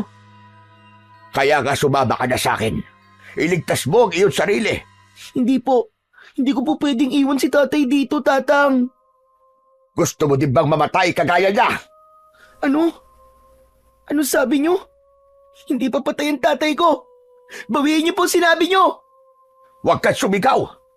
Maririnig tayo ng mga aswang. Uulitin ko, sumama ka na sa akin. Wala na tayong magagawa sa tatay mo. Ayoko po, ayoko. Pasensya na po. Bahala ka sa buhay mo. Sige, hanapin mo. Magpakita ka sa mga aswang. Total, kaya mo naman, di ba? Kaya mong iligtas ang sarili mo at ang iyong ama. Di na po baling mamatay ako. Basta masiguro ko lang po na ligtas ang tatay ko. Hindi mo naiintindihan, iho. Ako po hindi nyo naiintindihan. Hindi po ako aalis dito nang hindi ko po kasama ang tatay ko. Hanggat may kaya po akong gawin, gagawin ko. Hindi niyo po siguro alam kung ano ang pakiramdam na nag-aalala sa mga mahal sa buhay. Kasi kayo, wala kayong nagawa nun nang masunog ang pamilya nyo. Wala kayong nagawa para iligtas sila. Ang sakit na sinabi mo, bata. Pero siguro nga tama ka. Kung may magagawa ka pa, sige gawin mo. Pero ito, tandaan mo. Hindi mo alam kung gaano kasama ang mga nilalang dito. Hindi mo sila kakayanin. Alam ko po. Pero mas hindi ko po kakayanin kung wala po ang tatay ko. Ay, nako. Bahala ka na. Sana nga, makaligtas kayong dalawa ng tatay mo. Ilang sandali pa, tumalikod na siya at nagsimulang maglakad palayo. Nang makaalis na si Mang Jose, bumalik ako sa kubo. Naghanap ako ng mga gamit doon na maaaring gawin sandata. Pero wala. Kinapa ko ang medalyon. Bumulong ako ng isang panalangin na sana iligtas niya kami ng tatay ko. Buong puso kong hinalikan at hinaplos ang medalyon. Umaasa ako na tutuparin niya ang hiling ko. Hindi nagtagal, may narinig akong mga mabibigat na yabag sa labas ng kubo. Bago pa ako makapagtago, bumukas ang pinto. 5 lalaki ang pumasok. Agad nila akong hinawakan sa magkabilaan kong braso. Bitiwan niyo ako! Ano ginagawa niyo? Saan niyo ako dadalhin? Bitiwan niyo ako! Wala akong nagawa. Agad nila akong ginapos ng lubid. Sinubukan kong magpamiglas, pero mas lalo lang nilang hinigpitan ang tali. Huwag ka nang sumigaw, bata. Huwag mo nang sayangin ang lakas mo. Dahil wala naman makakarinig sa'yo dito. Kapitan?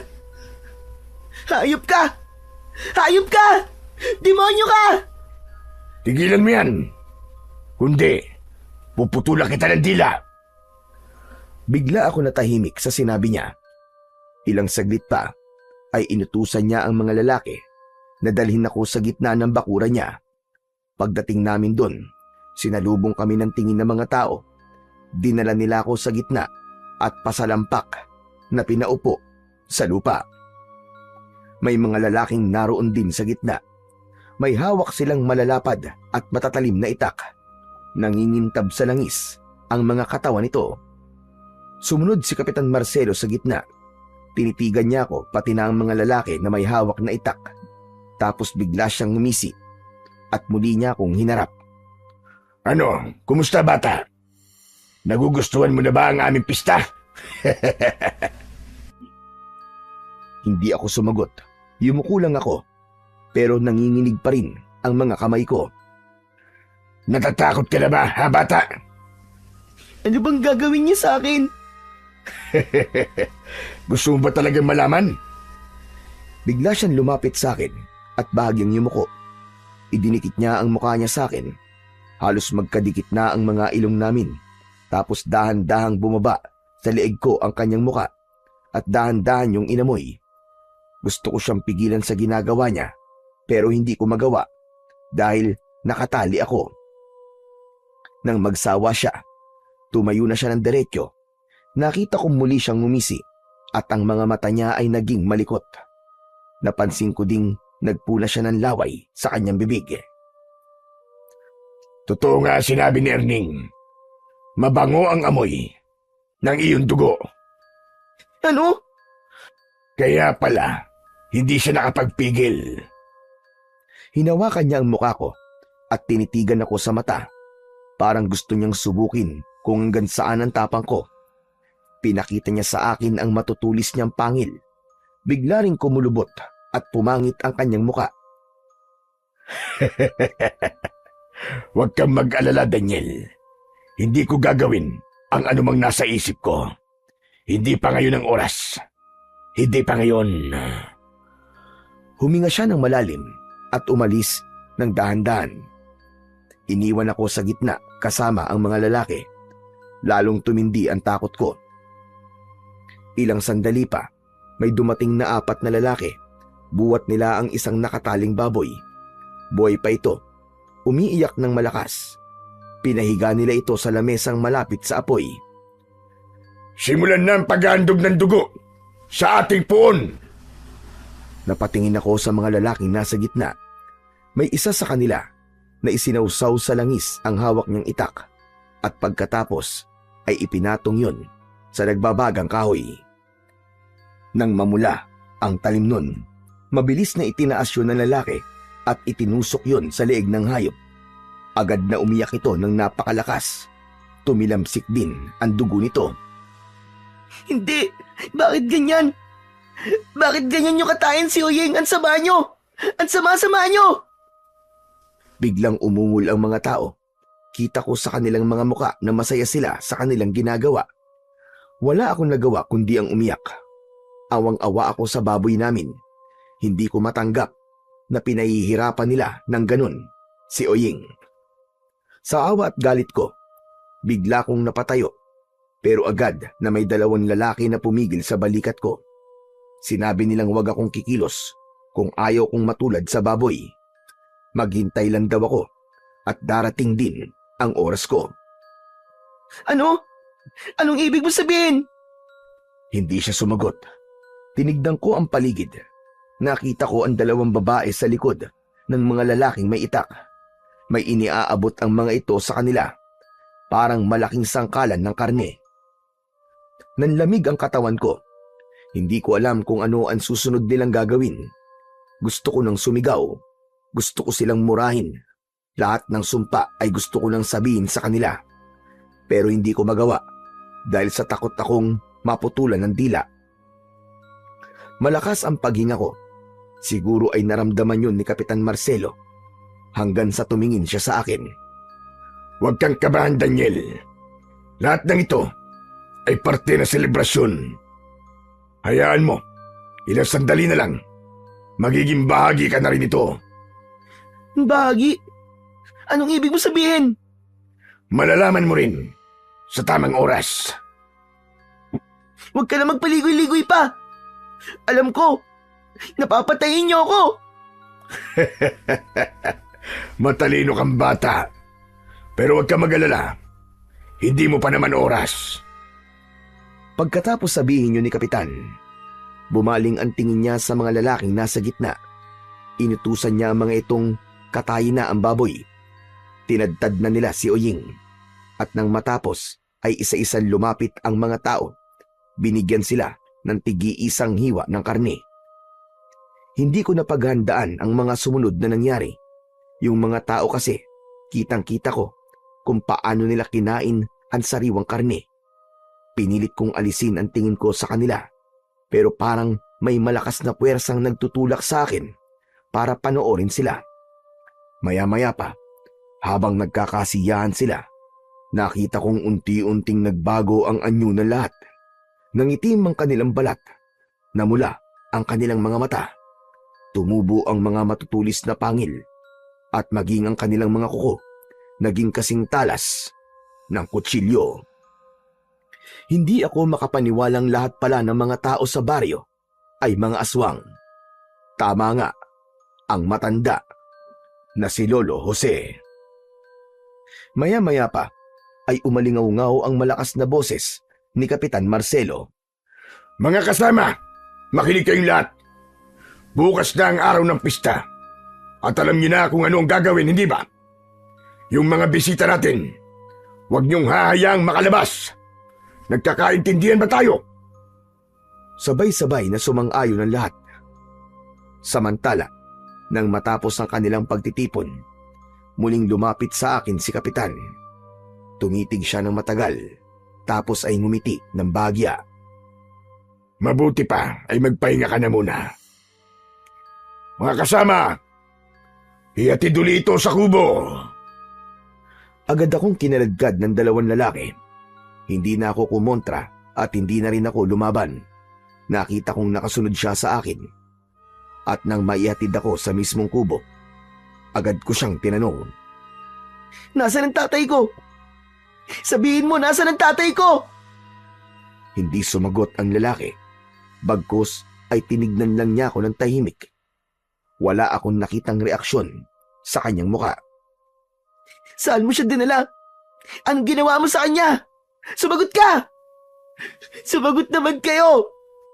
Nasaan ang tatay ko? Huwag ka nang sumigaw, bata. Sayang lang ang boses mo. Walang makakarinig sa'yo rito. Hindi! Pakawalan niyo ako! Bitiwan niyo ako! Bitiwan niyo ako! Kinabig ko ang isang lalaking nakahawak sa akin. Nagulat siya at agad na napabitiw. Pakawalan niyo ako! Hanapin ko ang tatay ko! Mga walang iya kayo! Nagsisisigaw ako habang kanilang kinakaladkad. Paulit-ulit kong tinatawag si tatay. Umaasang maririnig niya ako, pero wala. Pagdating namin sa kubo, maras nila akong itinulak paloob. Tumama ang aking tuhod sa matigas na sahig, pero hindi ko ininda ang sakit. Ilang sandali pa, sinarado nila ang pinto.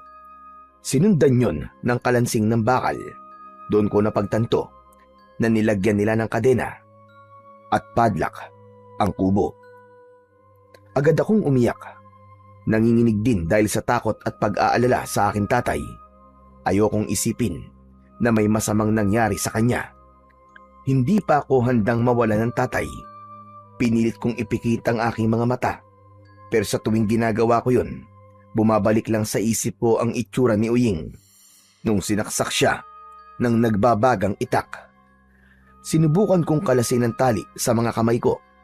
Ginamit ko ang tuhod at ngipin ko para makawala, pero sobrang higpit. Lalo lang nagdugo ang pulso ko sa kakapilit. Hindi ako pwedeng manatili dito. Hindi ako pwedeng mamatay dito. Sinubukan kong sumigaw, umaasang baka sakali nariyan pa sa paligid si Mang Jose at maawa sa akin sa kabila ng pagbabaliwala ko sa kanya. Tulong! Tulungan niyo ako!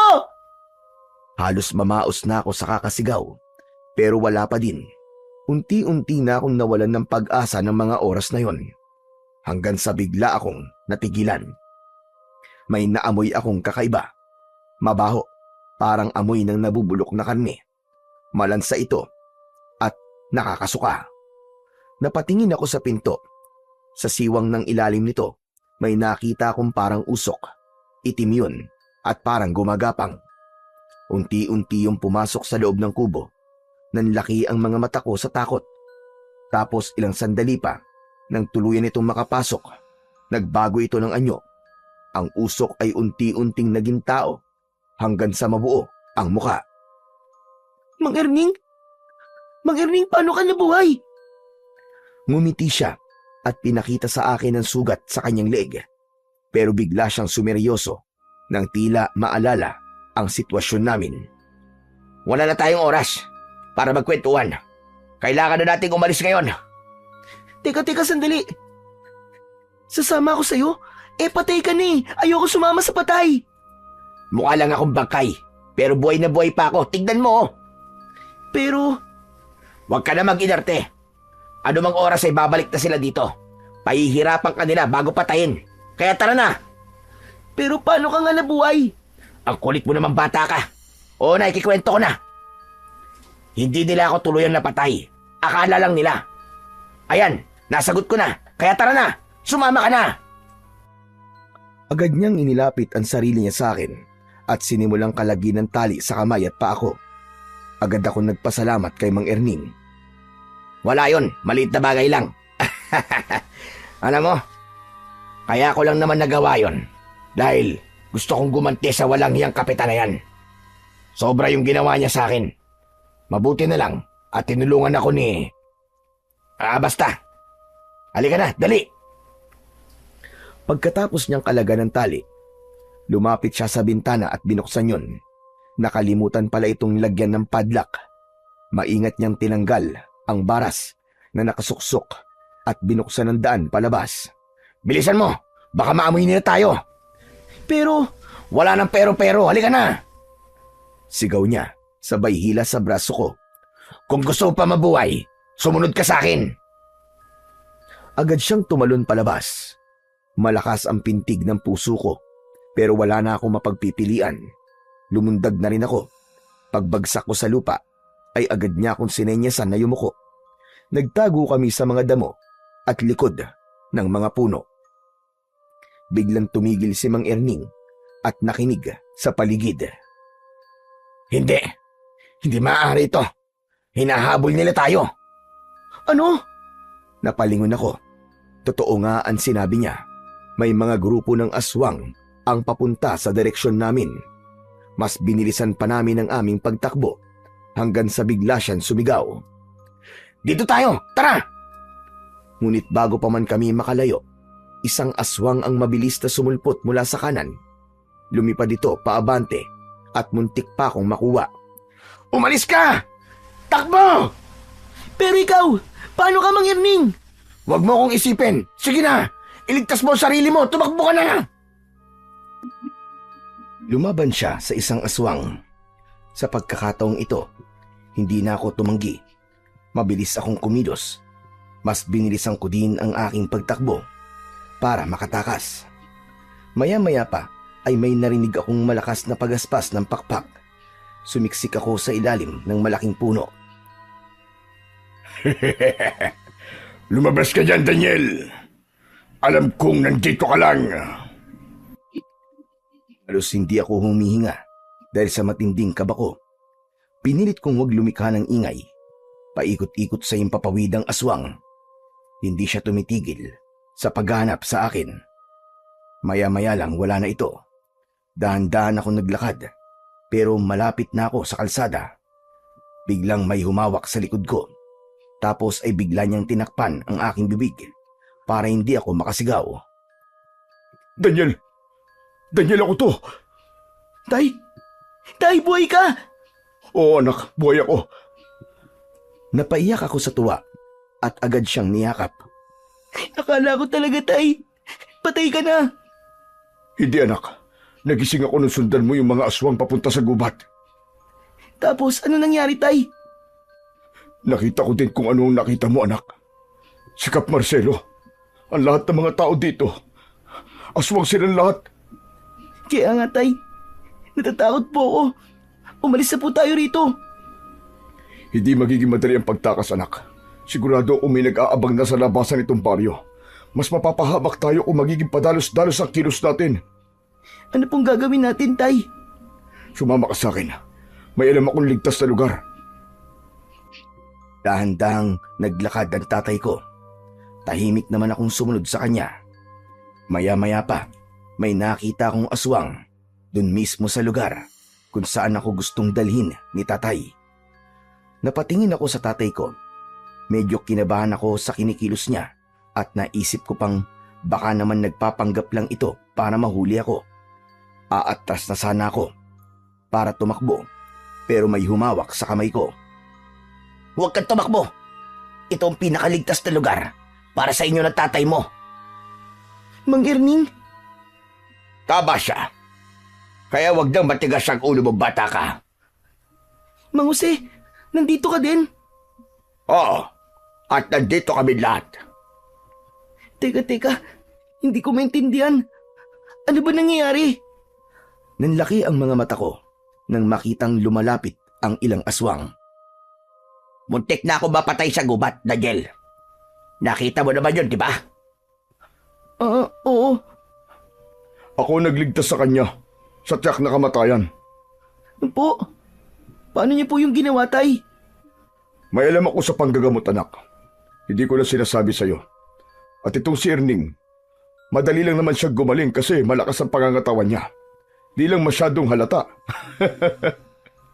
Kayo talaga, Mang Mando. Katawan ko na naman ang nakita nyo. Nagbibiro lang naman ako, Erning. Pero malaki po ang pasasalamat ko sa inyo. Utang ko po ang buhay ko sa inyo.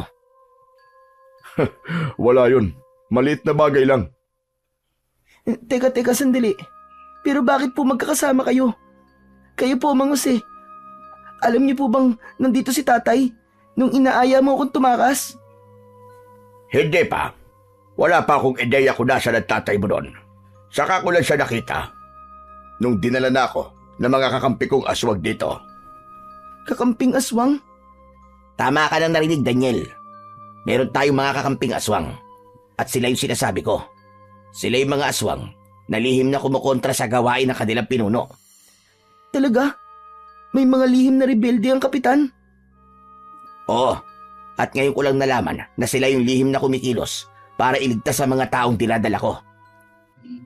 Huwag mo na akong pagdudahan. Sa ginawa sa akin ng hayop na yon. Kailanman, hindi na ako kakampi sa kanya.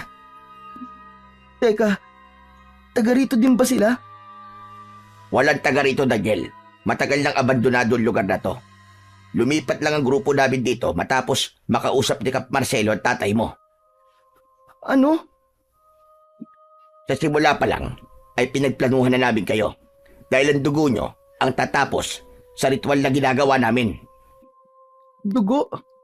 Eh ano namang mapapala niyo sa dugo namin? Espesyal ang inyong dugo. Espesyal? Tay, ano po ba sinasabi niya? Anak, hindi ko pa nasasabi sa'yo. Pero ang dugo kasi natin ay mula sa angka ng mga antingero. Kapag ininom nila yon, magkakaroon sila ng kakaibang lakas at kapangyarihan.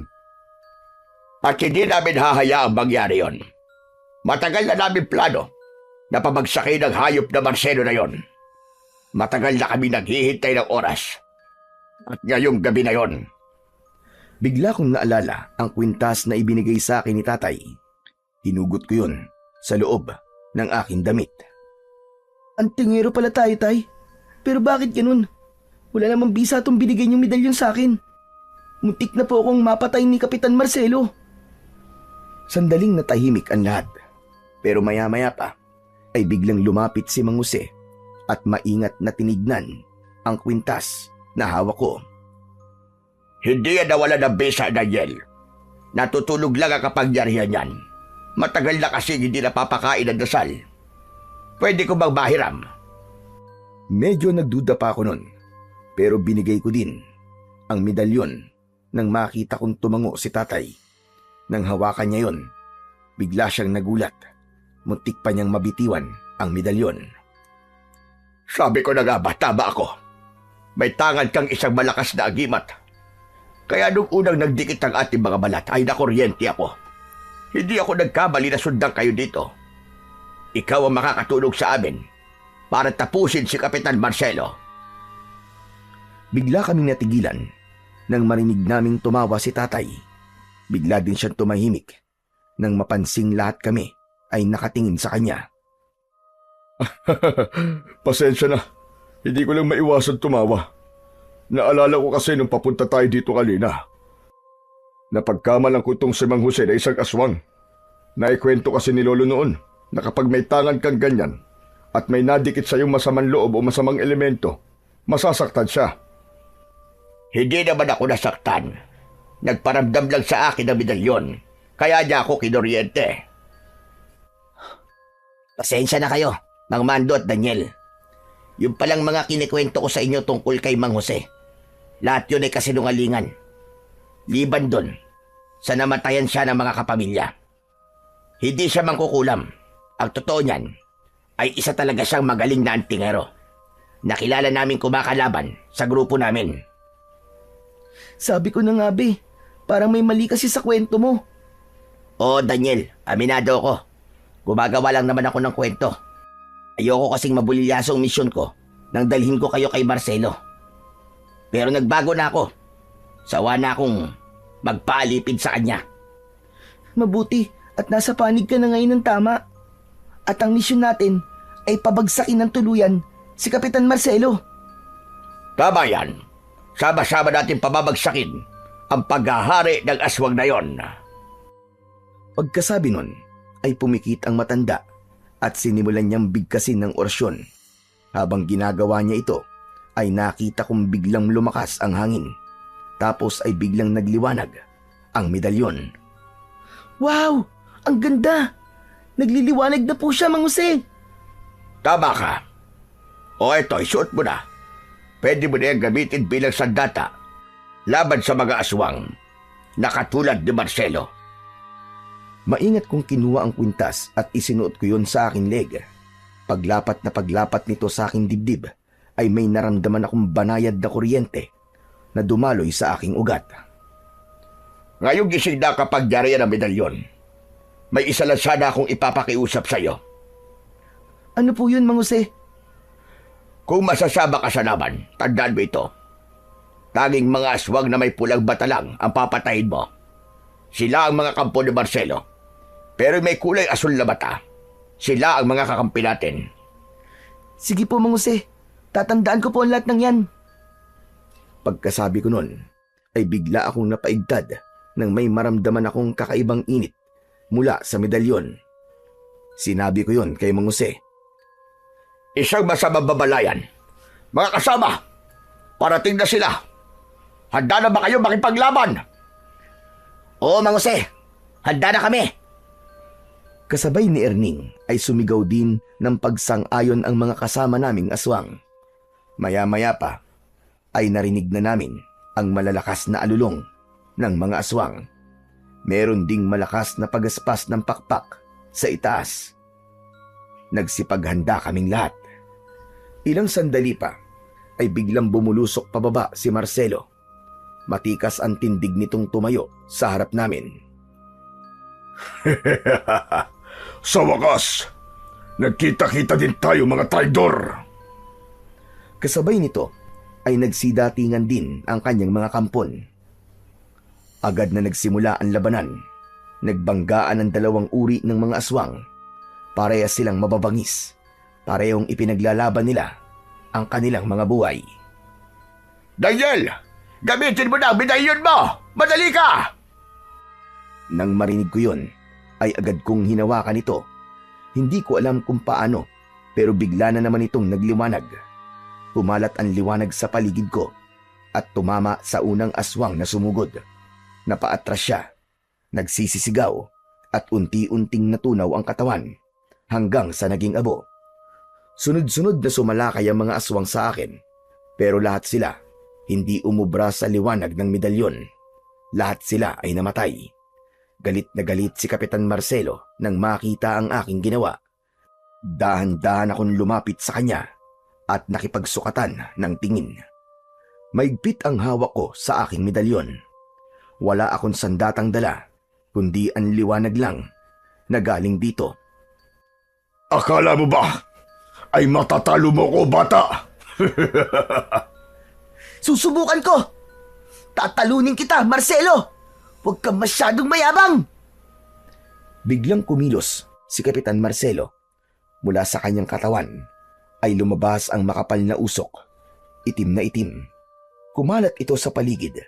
Ang bawat madaanan ng usok, kakampi man o hindi, ay biglang napapahawak sa kanilang dibdib. Bumubula ang bibig at bumabagsak sa lupa. Daniel! Mag-iingat ka! Itinaas ko ang medalyon. Mas lumakas ang liwanag nito. Parang gumawa ito ng isang bilog na kalasag na siyang nagtutulak sa usok, palayo sa akin. Walang kwenta ang kapangyarihan mo! Itinaas ng pinuno ng mga aswang ang kanyang mga kamay. Dahil doon ay mas kumapal pa ang itim na usok. Nagsimulang manghina ang ilan sa mga kasama naming aswang. Kahit si Mang Erning ay napasigaw habang tinatakpan ang kanyang muka. Hindi! Hindi maaari ito! Naramdaman ko ang alinlangan sa sarili ko ng mga oras na yon. Parang nawalan ako ng pag-asa. Malakas ang kapangyarihan ng aswang na yon, pero biglang may humawak sa kamay ko. Muli niyang itinaas ang medalyon at saka umusal ng dasal. Napatingin ako sa kanya. Tay! Dalawa tayong makikipagtos sa aswang na yan, anak. Tutulungan kita. Ramdam ko ang init ng kamay ni tatay. Sabay naming hinawakan ng medalyon. Maya-maya pa, lumapit si Mang Jose. Humawak din siya sa medalyon. Tatlong antingero! Laban kay Marcelo! Pagdampi ng kamay ni Mang Jose sa medalyon, biglang lumakas ang liwanag nito. Parang may mainit na hangin na dumaan sa pagitan naming tatlo. Halos hindi ako makahinga ng maayos dahil sa lakas ng enerhiya nito. Sa harap namin ay naroon si Kapitan Marcelo. Nakataas din ng kanyang mga kamay. Pinalalakas pa niya lalo ang usok na lumalabas sa kanyang katawan. Mas kumapal ito at ang usok nito ay medyo tumatagos na sa harang. Kailangan matalo natin ang usok, Daniel. Isentro natin ang liwanag kay Marcelo. Ngayon na! Sabay-sabay naming ibinaba ng bagya ang aming mga kamay at itinuro yun kay Marcelo. Humawak ako ng maigpit sa medalyon, samantalang sina Tatay at Mang Jose naman ay tuloy-tuloy na nagdarasal ng orasyon. Dahan-dahan, may lumabas na gintong liwanag mula sa gitna namin. Tumama yon sa kinaroroonan ni Marcelo. Kumalat ang liwanag at ang usok na galing sa kanya ay nagsimulang humina. Narinig namin siyang sumigaw habang tinatakpan ng mukha niya. Lumakas palalo ang liwanag at unti-unti nitong nilamon ang natitira pang itim na usok. Agad na nagsitakbuhan ang mga kakampi ni Marcelo. Nang mawala na ang liwanag, nakita kong wala na si Marcelo. Wala na rin ang nakakalasong usok nito. Tanging abo na lamang ang naiwan sa lupa. Tapos na! Patay na si Marcelo! Patay na siya! Nanalo tayo, mga kasama! Nang marinig namin ang sigaw ni Mang Jose, nagsigawan din ang mga kasama namin sa tuwa. Si Tatay naman ay napaupo na sa lupa. Agad ko siyang nilapitan. Tay, kumusta po kayo? Ayos lang po ba kayo? Ayos lang ako, anak. Pagod lang ako. Pero masaya ako, anak. Sa wakas, makakauwi na rin tayo. Umupo ako sa tabi niya. Pareho kaming tahimik. Pareho ding hinahabol ang hininga. Ilang sandali pa, lumapit si Mang Jose sa amin. Tapos na ang misyon namin. Salamat sa inyo. Wala kang dapat ay pagpasalamat sa amin, Mang Jose. Dahil kung wala ka, baka hindi namin kinaya ito.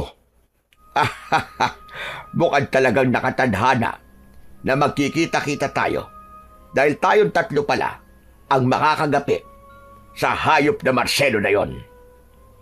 Tapos na po talaga, no? Wala na pong mga aswang? Oo, Daniel. Makakauwi na kayo ng tatay mo. Pero paano po? Sira po yung sasakyan namin. Daniel, ano kasi, ang totoo niyan, ako sumira ng sasakyan nyo eh. Pero, kaya ko namang ayusin yon. Akong bahala. Ano? Ikaw ang sumira ng sasakyan namin? Pambihira naman yan, oo. Napakamot siya sa ulo. Parang batang nahuli sa kalokohan. Napangiti na lang si Tatay at nag-aya ng pumunta sa baryo. Lumabas na kami ng gubat. Pagdating sa baryo, agad na inayos ni Mang Erning ang sasakyan. Hindi nagtagal, umaandar na yon. Aba, ayos ah. Magaling ka palang mekaniko. Opo, dati po ako nagtatrabaho bilang mekaniko doon sa bayan. Bago ako naging kampo ni Marcelo. Siya nga pala, sandali lang ho. May kukunin lang po ako saglit. Umalis si Erning. Pumasok ito sa bahay na tinuluyan ni Kapitan. Paglabas niya ay may dala na itong isang malaking bag. Ibinigay niya ito sa amin. Teka. Para saan to? Sa inyo na po yan. Hindi po namin niya magagamit dito eh. Agad na binuksan ni Tatay ang bag at nakita naming maraming pera ang laman nun. Agad na ibinalik ni Tatay ang bag kay Mang Erning, pero tumanggi na itong kunin ang bag. Maging si Mang Jose ay sinabing sa amin na lamang ang pera. Naku, salamat. Maraming salamat sa inyo. Napakalaking biyaya nito. Matapos yun, ay nagpaalam na kaming dalawa. Pinaandar na ni tatay ang truck. Habang umaandar, tanaw ko sila. Kumakaway sila sa amin. Tay, mabuti na lang po at nakaligtas tayo. Oo nga anak eh. Ngayon, pwede na tayong magsimula ulit.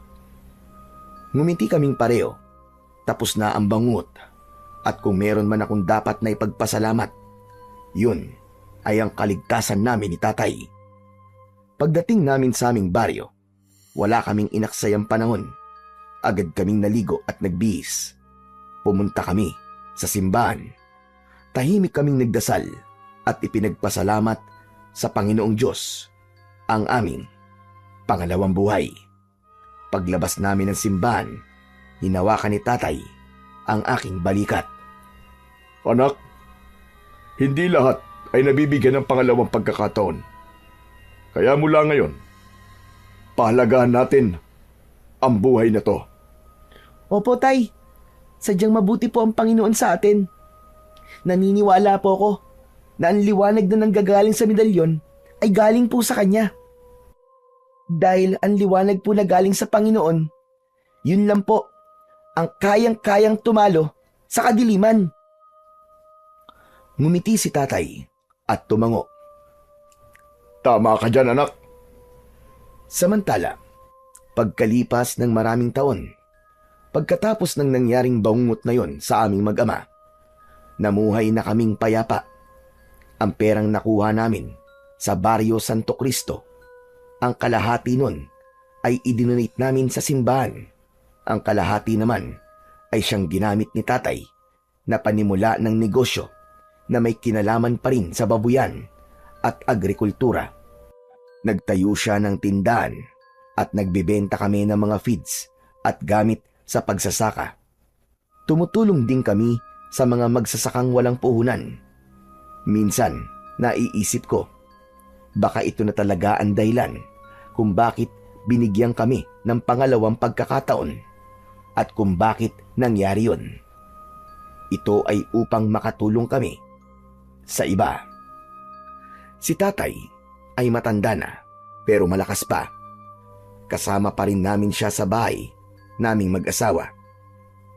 Minsan, kapag nasa tindahan ako, siya ang nag-aalaga sa mga apo niya.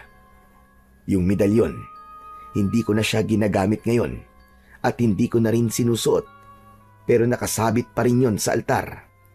At sa tuwing sasapit ang 6:00 ng gabi, hindi namin siya kinakalimutan ni tatay.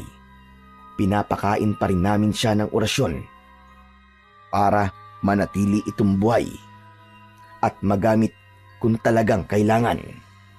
Kung sakaling bumalik at magasik muli ng lagim ang mga kampon ng kadiliman.